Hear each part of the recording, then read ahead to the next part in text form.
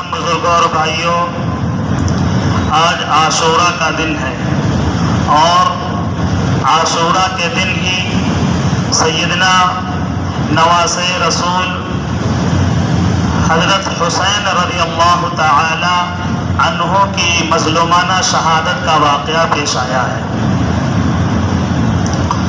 اور اس سے پہلے جیسا کہ بتایا جا چکا ہے کہ عاشوراء کے دن 3 ہی کام منقول ہے، 3 کام کرنا چاہیے۔ پہلا کام روزہ ہے، اور 1 روزہ نہیں بلکہ 2 روزہ ہے، اور دوسرا کام حدیث میں آقا محبوب صلی اللہ علیہ وسلم نے جو فرمایا ہے کہ عاشوراء کے دن اپنے گھر والوں پر وسعت کے ساتھ، فراخی کے ساتھ خرچ کرے، یعنی آج کے دن اگر کوئی کشادگی کے ساتھ خرچ کر رہا ہے، پیسہ زیادہ سے زیادہ اپنے بال بچوں پہ خرچ کر رہا ہے، ان کو اچھا کھلا رہا ہے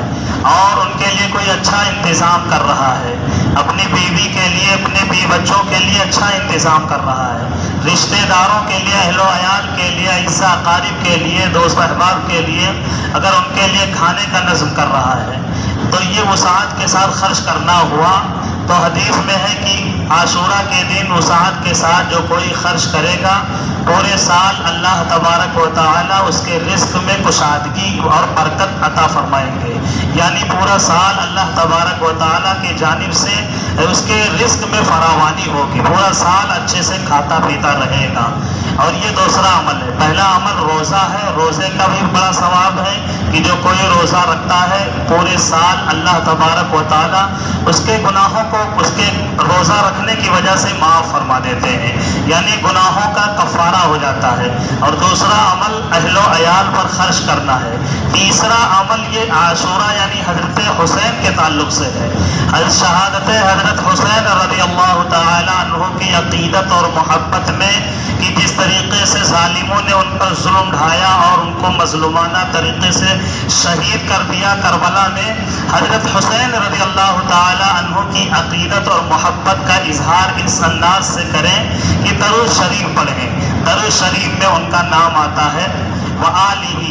اللہم صلی علی محمد وعلی آل محمد کما صلیت علی ابراہیم وعلی آل ابراہیم، آل ابراہیم، اور انکا حمید مجید، یعنی حضرت محمد صلی اللہ علیہ وسلم پر درود ہم پڑھتے ہیں اور آقا محبوب کی آل پر یعنی آل رسول پر، آل نبی پر بھی درود ہم پڑھتے ہیں۔ تو درود پڑھنے کی شکل میں بھی عقیدت کا اظہار ہوتا ہے، اور حسین رضی اللہ تعالی عنہ کی شہادت کا تذکرہ کر کے، ان کی فضیلت کا تذکرہ کر کے، ان کے کمالات کا تذکرہ کر کے، ان کی زندگی کا تذکرہ کر کے، ان کی خوبیوں کا تذکرہ کر کے، اور ان کے جنتی نوجوان ہونے کا تذکرہ کر کے آقا محبوب کے وہ چہیتے تھے، تو ہمارے بھی چہیتے ہونے چاہیے، اس لیے کہ آقا محبوب ہی نے فرمایا ہے کہ میرے نواسے کی محبت جس کے دل میں ہوگی وہ مجھ سے بھی محبت کرے گا، اور جس کے دل میں حضرت حسین کی محبت نہیں ہوگی اس کے دل میں میری بھی محبت نہیں ہوگی۔ حضرت حسین رضی اللہ تعالی عنہ کی محبت کا ہونا ہر ایمان والے کے دل میں ضروری ہے، لیکن اس کے علاوہ جو کام ہوتے ہیں، خاص کر کے ڈھول بجانا، تاشا، اور اسی طرح تعزیہ داری اور اسی طرح ماتم شیعہ حضرات کرتے ہیں، ان کا تو الگ ہی مسلک ہے، وہ الگ ہی جو ہے ان کا دین دھرم اور مذہب ہے، وہ پورا مکمل طور پر الگ ہے، اور شیعوں کی ایک پوری تاریخ ہے، اور کس طریقے کی تاریخ ہے، کہاں کہاں انہوں نے نقصان پہنچایا ہے، ہمیشہ سے شروع سے اب تک کے یہ اسلام کے دشمن رہے ہیں، مسلمانوں کے شیعہ دشمن رہے ہیں، اور دشمنی نبھانے میں کسی طرح کی کوئی کسر نہیں چھوڑے ہیں۔ تو ان کا تو الگ ہی غم کا مہینہ، ماتم کا مہینہ، مہندی کا مہینہ، تمام طرح کے جو ان کے جو ہے اس ماہ محرم میں چلتے ہیں، وہ تو ان کا طریقہ ہے، ان کا مسلک ہے، ان کا مذہب ہے، لیکن افسوسناک بات یہ ہے کہ ہم میں سے جو شیعہ نہیں ہے اس کے باوجود بھی کچھ ایسی اس کے علاوہ یعنی یہ 3 کام جو کرنا چاہیے ماہ محرم میں، اس کے علاوہ کرتے ہیں، خاص کر کے تعزیہ داری میں حصہ لے لیتے ہیں۔ تعزیہ کی جو شروعات ہوئی تھی ایک لنگر شخص کے ذریعے سے ہوئی تھی جس کا نام امیر تیمور لنگ تھا، وہ ترکی کا رہنے والا تھا، آدھی دنیا کو فتح کر ڈالا تھا، بہت زبردست طریقے کا لڑاکو اور جنگجو تھا وہ، آدھی دنیا کو اس نے فتح کر لیا تھا اور پوری دنیا کو فتح کرنے کا اس نے خواب دیکھا تھا، اور عقیدے کے اعتبار سے وہ شیعہ تھا، ہر سال بغداد سفر کرتا تھا اور 10 محرم میں وہاں ماتم ہوتا تھا، اس میں وہ شرکت کرتا تھا۔ لیکن جب وہ ہندوستان میں رہنے لگا اور یہاں سے وہاں سفر کرنے کے لیے سفر کرتا تھا ماتم میں شرکت کرنے کے لیے، ایک سال جب وہ بیمار ہو گیا، نہیں جا سکا، تو اس کے ڈاکٹروں نے منع کیا کہ ایسا ہے سفر نہیں کریے، گریز کریے، سفر کرنے سے آپ کا مرض بیماری بڑھ جائے گی۔ تو اس کے ماننے والے اور اس کے ساتھ میں رہنے والے بڑے بڑے جو ہے کلاکار روضہ حسین کا نقشہ بنا کر کے اس کو دے دیا کہ یہ روضہ حسین یعنی حضرت حسین رضی اللہ تعالیٰ عنہ کا جو روضہ ہے یہ اس طرح سے بنا کر کے اس کے سامنے رکھ دیا۔ بڑا خوش ہوا اور عقیدت میں حضرت حسین کے اور اپنے مذہب کے اعتبار سے، اپنے عقیدے کے اعتبار سے رویا، چلایا، چیخا، ماتم کیا، اور یہیں سے تعزیہ کی شروعات ہو گئی۔ ہر سال روضہ حسین بنایا جانے لگا اور یہ رکا نہیں سلسلہ۔ لودھی، خلجی، مغل، یہ مسلمانوں کی حکومتیں ہندوستان کے اندر رہی ہیں، لیکن وہ سب کے سب شیعوں سے متاثر تھے، شیعوں کا غلبہ تھا، ان کا اثر تھا ان کے اوپر، اسی وجہ سے ان کے دور میں بھی ہندوستان میں شیعوں کو بڑھاوا ہی ملا ہے۔ نوابوں کا دور تھا، نواب سارے کے سارے اکثر و بیشتر شیعہ ہوتے تھے، چبوتروں کا، امام باڑوں کا، جگہ جگہ یہ سب دیکھیں گے انہی کی دین ہے۔ وہ انہوں نے نوٹس نہیں لیا اور وہ اس طرح ایک طرح سے جو ہے وہ بھی شامل تھے، اس میں وہ شامل ہوتے تھے۔ جبکہ تعزیہ کے تعلق سے یا تعزیہ دیکھنے کے تعلق سے، رکھنے کے تعلق سے ہم نہیں، ہمارے علماء نہیں، بلکہ جو زیادہ لوگ اس میں شریک ہوتے ہیں ان کے جو ماننے والے، یعنی اعلیٰ حضرت احمد رضا خان فاضل بریلوی، ان کی کتاب ہے فتاوی رضویہ۔ فتاوی رضویہ انہوں نے ایک جگہ نہیں بلکہ کم سے کم 20 جگہ سوال کیا گیا اور 20 جگہ انہوں نے جواب دیا، اور لوگوں نے پوچھا کہ تعزیہ کے بارے میں کیا مسئلہ ہے، تو احمد رضا صاحب نے بتایا کہ تعزیہ رکھنا حرام، تعزیہ دیکھنا حرام، تعزیہ کے ساتھ چلنا حرام، یہاں تک کہ اگر راستے سے کوئی گزر رہا ہو اور تعزیہ کا جلوس نکل رہا ہو تو تھوڑی دیر کے لیے تعزیہ دیکھنے کی نیت سے کھڑا ہو جانا بھی حرام ہے، ان کے ساتھ شامل ہونا ہے، ان کے بھیڑ کو بڑھاوا دینا ہے، ان کے ساتھ شریک ہوتے کہ ان کی تعداد کو مضبوط کرنا ہے۔ اعلیٰ حضرت کا یہ فتاوی رضویہ میں ان کا فتویٰ ہے، لکھا ہوا ہے، انہوں نے جواب دیا ہے۔ عورتوں کے لیے لعنت ہے اللہ رسول اللہ کی جو اس نیت سے اپنے گھر سے نکلے دیکھنے کے لیے، چڑھاوا چڑھانا، طواف کرنا، عقیدت کا اظہار کرنا، تعزیے کو چومنا اور اس سے مرادیں مانگنا سخت ترین گناہ اعلیٰ حضرت احمد رضا خان فاضل بریلوی نے لکھا ہے۔ انہی کے ماننے والے سب سے زیادہ اس میں شریک ہیں، ہمارے بھی لوگ شریک ہوتے ہیں، ہمارے یہاں تو سختی کے ساتھ لکھا گیا ہے، لیکن ان کے بھی مولانا نے لکھا ہے۔ یہ افسوس والی بات ہے کہ ان کے مولانا اپنے مولانا کے بھی فالو نہیں کرتے ہیں، عمل نہیں کرتے، افسوس والی بات ہے۔ حضرت حسین رضی اللہ تعالیٰ عنہ کی روح کو اس عمل سے تکلیف ہوتی ہے۔ حضرت حسین رضی اللہ تعالیٰ عنہ کا تو وہ مقام ہے، شہادت ان کو مل گئی، اور شہید کا مقام اللہ کے بہت بلند ہے، اور وہ بھی حضرت حسین رضی اللہ تعالیٰ عنہ، وہ تو جنتی نوجوانوں کے سردار تھے، وہ تو جنت میں اللہ کے ہاں مقام پا چکے ہیں اور شہادت کا مقام پا چکے ہیں، لیکن ان کے نام پہ کس طرح سے ڈھول تاشا بجایا جاتا ہے، تعزیہ رکھا جاتا ہے، روضہ حسین بنایا جاتا ہے، ماتم کیا جاتا ہے، شریعت میں اس کی کوئی کسی طرح کی کوئی گنجائش نہیں ہے، سراسر ناجائز ہے، سراسر غلط ہے۔ روح حسین کو تکلیف دینا ہے، حضرت حسین رضی اللہ تعالیٰ عنہ کو اذیت دینا ہے، تکلیف پہنچانا ہے۔ بھائی ہمارا باپ اگر مر جائے تو ہم ہر سال اس کے برسی پہ ڈھول بجا سکتے ہیں؟ کوئی بتائے کہ اپنے باپ کے انتقال کے بعد کسی نے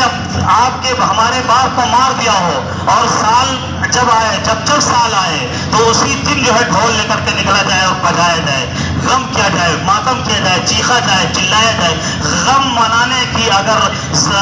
اجازت ہوتی شریعت کی طرف سے تو امت مسلمہ کے لیے سب سے بھیانک اور سب سے زیادہ غم کا جو دن تھا، جو صحابہ بھی گڑبڑا گئے تھے، اتنا مصیبت والا دن ان کے سامنے آیا تھا، وہ آقا محبوب حضور صلی اللہ علیہ وسلم جس دن اس دنیا سے پردہ فرمائے ہیں، جس دن اس دنیا سے تشریف لے گئے ہیں، آقا محبوب صلی اللہ علیہ وسلم کے دنیا سے پردہ فرمانے والا دن جو دن تھا وہ سب سے زیادہ مصیبت کا دن تھا، سب سے زیادہ غم کا دن تھا، یہاں تک کہ حضرت عمر فاروق رضی اللہ تعالیٰ عنہ جیسے سخت دن بھی تلوار نکال کے کھڑے ہو گئے تھے اور یہ آواز لگا رہے تھے کہ کوئی اس زبان سے یہ نہ کہے کہ آقا محبوب اب اس دنیا میں نہیں ہے۔ صحابہ کرام کے اوپر وہ غم ٹوٹا تھا، وہ مصیبت آئی تھی، مدینے کی ہر گلی سے، بچوں سے، بوڑھوں سے، عورتوں سے، نوجوانوں سے چیخنے کی آواز آ رہی تھی، رونے کی آواز آ رہی تھی، پورا مدینہ رویا تھا اجتماعی طور پر آقا محبوب کے اس دنیا سے پردہ فرمانے والے دن۔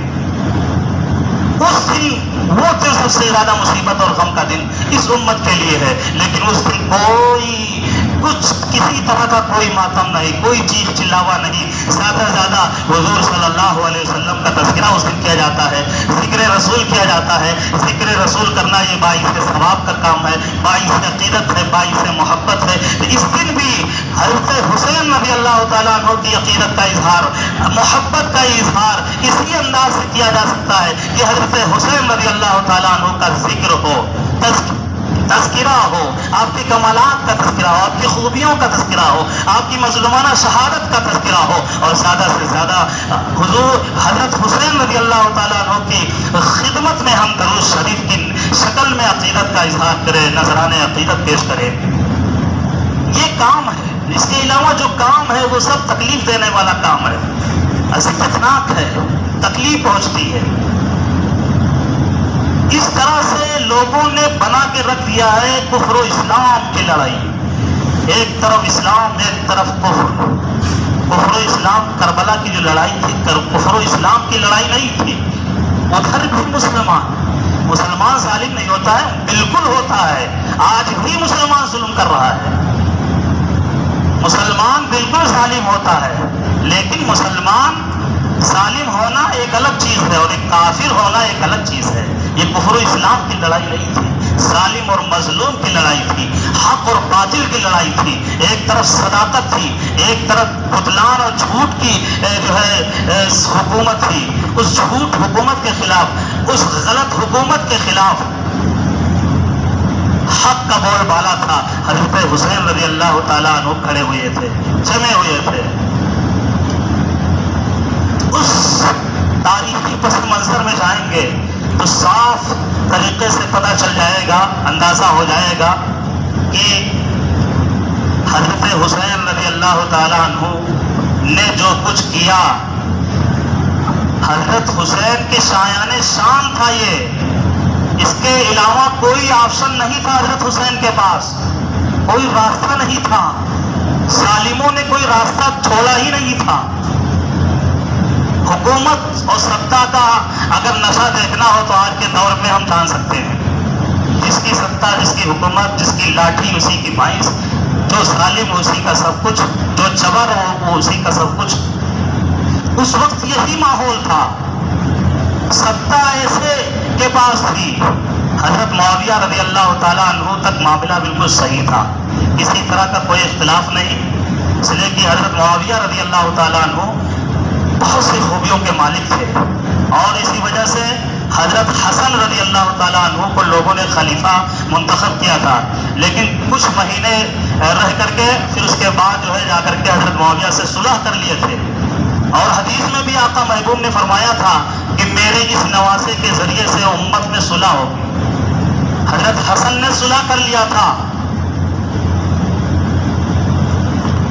حضرت حسن تو صلح کر لیے تھے، لیکن یہ شیعہ حضرات آج بھی صلح کرنے کے لیے تیار نہیں ہے۔ پتہ نہیں کیسے حضرت حسن کے ماننے والے ہیں، پنجتن کے ماننے والے ہیں۔ عجیب بات ہے، پنجتن صرف مانتے ہیں بھائی، آل رسول اور اہل بیت میں صرف پنجتن نہیں آتے ہیں، حضرت حسین اور حضرت حسن کا نام لیتے ہیں، حضرت حسین صرف 2 بھائی نہیں تھے، حضرت حسین 3 بھائی تھے، حقیقی 3 بھائی تھے۔ حضرت فاطمہ رضی اللہ عنہا سے 3 بیٹے پیدا ہوئے تھے، حضرت حسن، حضرت حسین، حضرت محسن۔ کتنی ناانصافی کی بات ہے کہ ایک بھائی کا نام ہی یہ شیعہ حضرات رکھ لیتے ہیں، کہیں تذکرہ تک نہیں کرتے ہیں۔ پھر آل رسول میں حضور صلی اللہ علیہ وسلم کے گھر میں جو قریبی تھے، بیٹے تھے، آپ آقا محبوب کے 3 بیٹے تھے، عبداللہ، قاسم، ابراہیم۔ حضور کی 4 صاحبزادی تھی، زینب، رقیہ، ام کلثوم، فاطمہ۔ صرف فاطمہ نام لینا اور 3 بہنوں کو چھوڑ دینا، یہ شیعوں کا جو ہے ظلم ہے۔ حضور کی 11 بیوی تھی، 11 بیوی، کسی ایک کا بھی نام شیعہ نہیں لیتے ہیں۔ کیا یہ آل رسول کی محبت ان کے دل میں کہ کسی کا نام لے، کسی کو چھوڑ دیں، ان کا تذکرہ تک نہ کریں اور ان کے آڑ میں دوسرے صحابہ کرام کو گالی دیں؟ یہ شیعوں کا بہت بھیانک پروپیگنڈا ہے اور بہت زبردست طریقے سے انہوں نے اسلام اور مسلمانوں کو، صحابہ کرام کو انہوں نے تکلیف دی ہے اور بہت نقصان پہنچایا ہے شیعوں نے۔ یہ شیعوں کا اصل جا کر کے ملے گا یہودیوں سے۔ عبداللہ ابن سبا یہودی نسل کا تھا، جس نے حضرت عثمان غنی رضی اللہ تعالیٰ عنہ کے دور میں آل رسول کی محبت کا علم لے کر کے کھڑا ہوا اور کہ آل رسول کا سب کچھ حق ہے، اور پھر ایک جماعت پارٹی بنا لیا، اور اس پارٹی اور جماعت بننے کے بعد ہی بہت طرح کے فسادات ہوئے، بہت طرح کے معاملے کھڑے ہوئے اور بہت نقصان ہوا۔ یہ الگ ٹاپک ہے۔ حضرت حسین رضی اللہ تعالیٰ عنہ کی شہادت کی بات چل رہی تھی کہ حضرت حسین رضی اللہ تعالیٰ عنہ نے دیکھا کہ حضرت معاویہ رضی اللہ تعالیٰ عنہ کے بعد ان کا بیٹا یزید بن گیا ہے اور بزور بازو، طاقت کے بل پر لوگوں سے اطاعت لے رہا ہے کہ میری اطاعت سب لوگ کرو۔ یہ غلط بات ہے۔ اسلام میں پہلے دن سے اس کی اجازت نہیں ہے کہ طاقت کے بل پر ہماری اپنی بات منوانا ہے کہ مجھے خلیفہ، مجھے حاکم مانو۔ بھائی سب کو چاہیے، اختیار ہے، آپ کو کوئی سلیکٹ کرے کوئی نہ کرے، تو پہلے بھی ایسے ہوا ہے اور یہاں تک کہ خلفاء کے تعلق سے بھی ایسا ہوا ہے، سارے لوگ فوراً متفق نہیں ہو گئے تھے، لیکن کسی سے کوئی بدلہ نہیں لیا گیا۔ یہ پہلا لعین، بدبخت، بد نصیب، ظالم انسان یزید ہے جو بزور بازو اور طاقت کے بل پر، تلوار کے بل پر اپنی اطاعت کا حکم صادر کیا کہ جو کوئی میری اطاعت کرے، نہیں کرے گا اس کی گردن اڑا دیں گے، اس کا گھر گرا دیں گے، اس کے گھر کو جلا دیں گے، اس کو نہیں بلکہ اس کے گھر والوں کو بھی تحت کر دیں گے۔ یہ یزید کی طرف سے فرمان جاری ہوا۔ یہ اتنا بدبخت انسان، اور خود اس کا معاملہ جو تھا اعلیٰ ترین فاسق اور فاجر تھا، یہاں تک کہ وہ شراب بھی پیتا تھا، لکھا ہے۔ دین کا اس نے مذاق بنا لیا تھا، تمام طرح کی خرافات اس کے یہاں تھی۔ حضرت حسین موجود ہوں اور حضرت حسین سے بیعت لیا جائے اور حضرت حسین کا وہ مقام کہ جنتی نوجوانوں کے سردار، پورے جنت کے میں جانے والوں کا کمان کریں گے حضرت حسین، انہی کے بینر کرے سب کوئی جنت جائے گا اگر اللہ نے توفیق دی تو۔ حضرت حسین کا وہ مقام، اور حضرت حسین بھی سرنڈر ہو جائیں، چلیے ہم آپ کو مان لیتے ہیں، یہ شان کے خلاف تھا۔ اگر ہم غور کریں تو حضرت حسین رضی اللہ تعالیٰ عنہ نے صاف منع کر دیا۔ اب صاف منع کر دیا تو اس کو خاموش رہنا چاہیے، لیکن وہ نہیں۔ حضرت حسین اگر منع کر رہے ہیں تو ان کو زندہ رہنے کا حق نہیں ہے، یہ ہے اس کا ظلم۔ بھائی اگر وہ منع کر رہے ہیں، یہ اختیار ہے، ہر ایک کو، کسی کو ووٹ دینے کا، سلیکٹ کرنے کا اختیار ہوتا ہے۔ ہم چاہیں تو آپ کو ووٹ دیں، ہم چاہیں آپ کو سلیکٹ کریں، ہمیں نہیں سمجھ میں آ رہے ہو اس لیے ہم آپ کو نہیں، پھر آپ کی حمایت نہیں کریں گے۔ لیکن اس نے بزور بازو گورنر کو حکم دیا مدینے کے کہ اگر وہ منع کرتے ہیں تو ان کو گرفتار کر کے لایا جائے۔ مدینے سے آپ رات ہی میں نکل گئے مکہ المکرمہ، اور وہاں پہنچ کر کے لوگوں، کوفہ کے لوگوں نے خط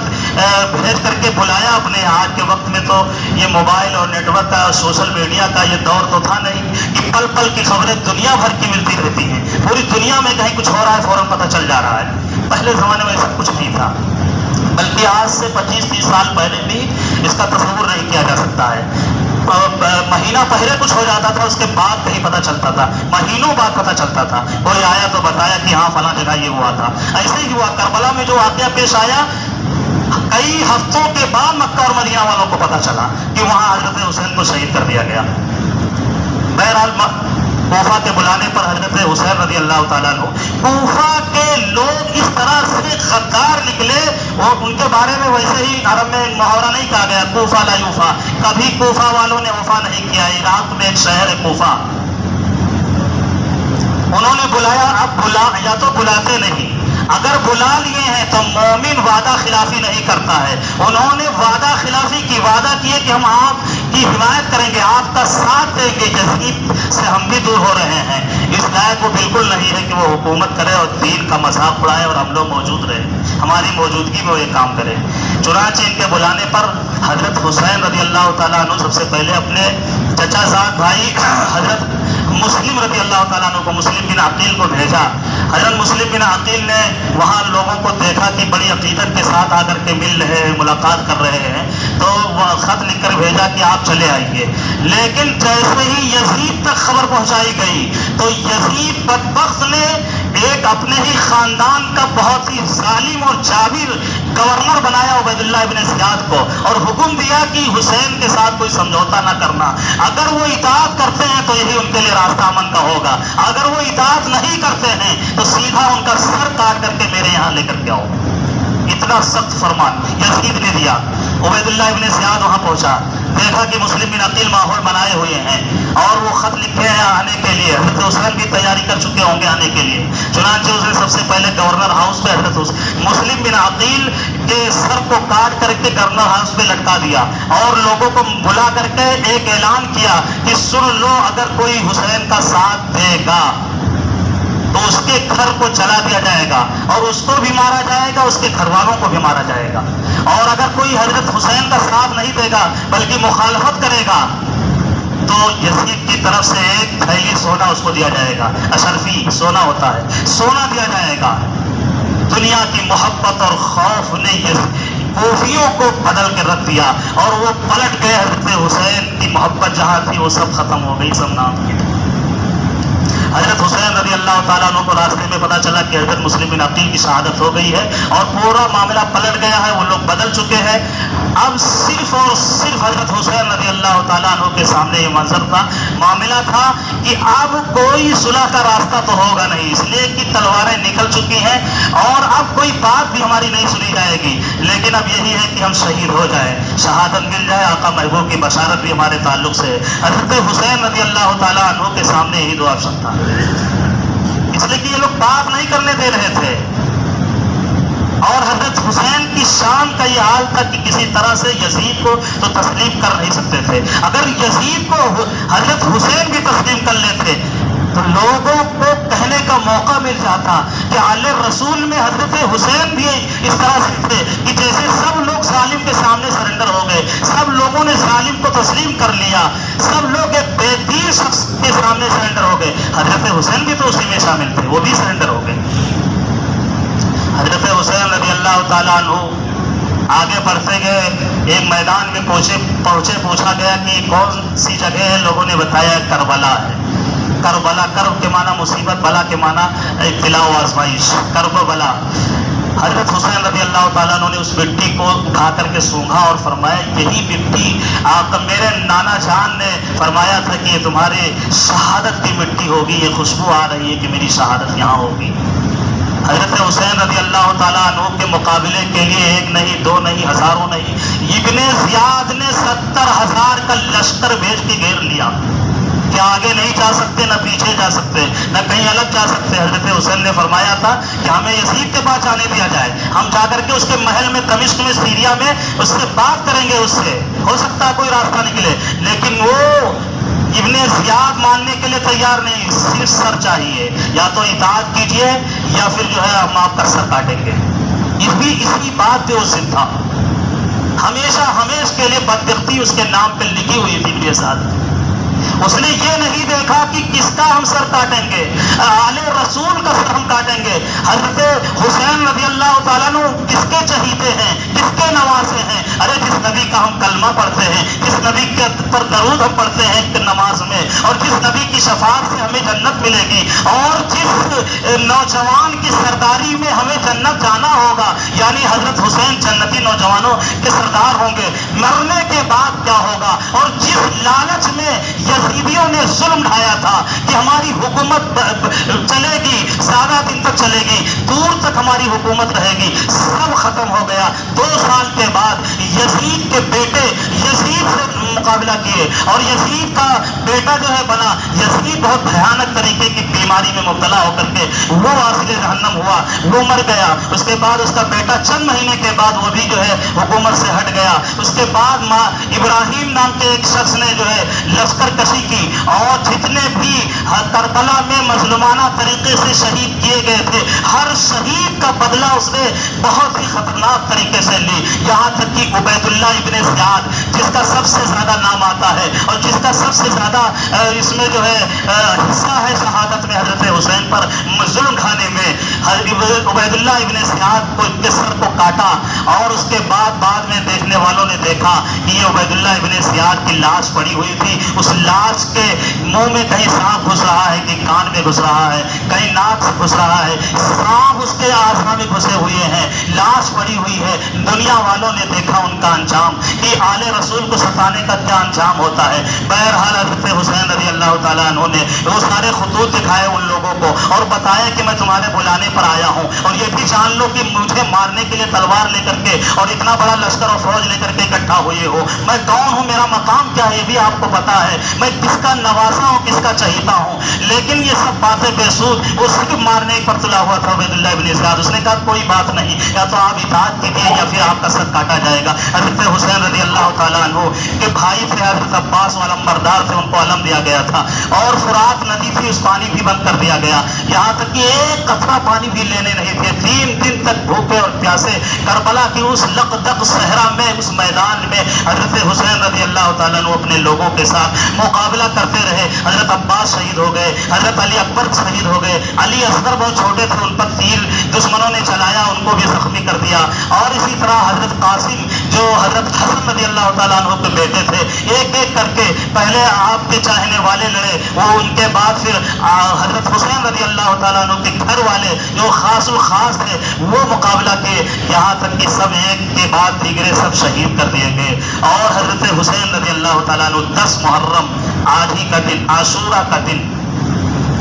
لڑتے رہے، اثر کا وقت ہوا۔